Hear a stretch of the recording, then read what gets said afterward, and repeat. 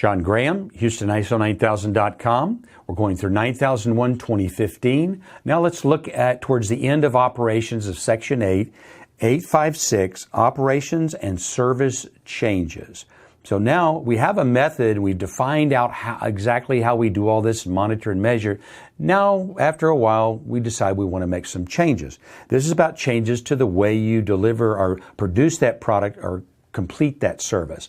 Remember back in 6.3, we talked about changes or management of change to things to the entire QMS. This is not changes to the entire QMS. It's about changes to the way we operate or produce a product or deliver and complete a service.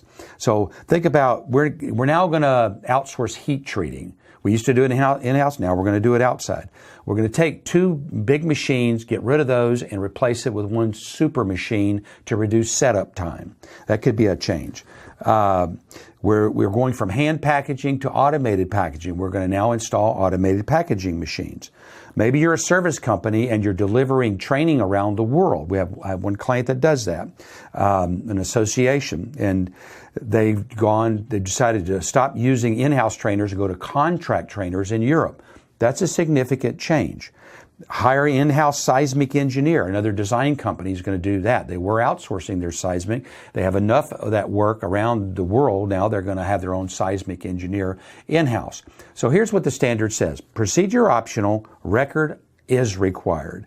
So I talked back in 6.3 about using a one-page management of change form.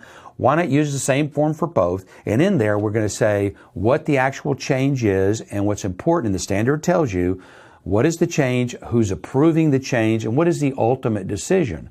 The ultimate decision may be delay it, wait for budget money in January, or there may be some other task that has to be completed or a permit acquired before you can move forward. So think about it. We're managing the change to the way we produce our product or our service. I have to have a record. This is a hard record requirement and does need to be on your master records list, which states where we keep the record, what type of format, and how long.